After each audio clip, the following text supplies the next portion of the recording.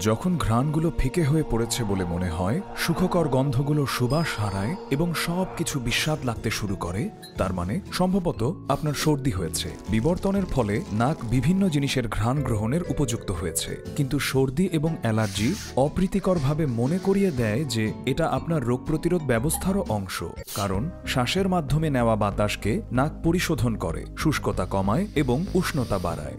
শ্বাস নেওয়ার সময় বাতাসে থাকা ধূলিকণাগুলো নাকের লোমে আটকে যায়। নাকের ভেতরে শ্লৈষিক ঝিল্লি আঠালো নিঃসরণ ঘটায়। এটি ব্যাকটেরিয়া এবং ভাইরাসের মতো বায়ুবাহিত অনুপ্রবেশকারীদের আটকে দেয়। এতে এমনকি অ্যান্টিবডি অর্থাৎ রোগ প্রতিরক্ষামূলক প্রোটিন জাতীয় পদার্থ থাকে, যা দ্রুত প্যাথোজেনকে নিষ্ক্রিয় করে ফেলতে পারে।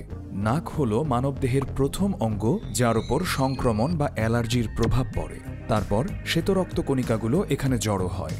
অনুনাসিক শ্লৈষিক ঝিল্লিগুলো ফুলে যায়। এক পর্যায়ে নাক বন্ধ হয়ে যায়।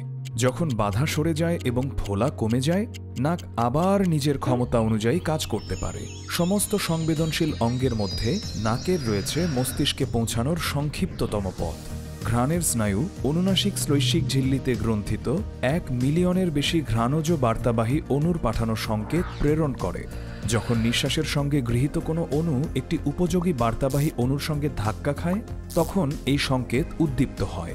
বিশেষায়িত গ্রহিতা থাকার কারণে আমরা বিভিন্ন ধরনের ঘ্রাণকে চিহ্নিত করতে পারি।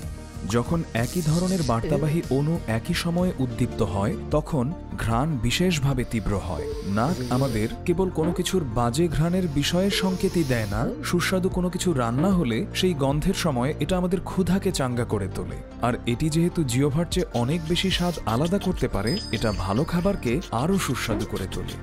সিদ্ধান্ত গ্রহণ প্রক্রিয়াতেও নাক অবদান রাখতে চায়।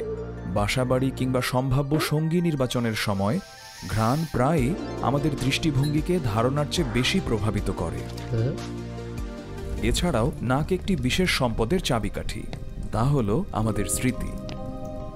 ঘ্রাণের মাধ্যমে উদ্দীপ্ত স্মৃতি কখনো কখনো কারো ব্যক্তিগত ইতিহাসের গহীনে যেতে পারে এবং বিশেষভাবে আবেগময় এবং প্রগাঢ় হয়ে উঠতে পারে।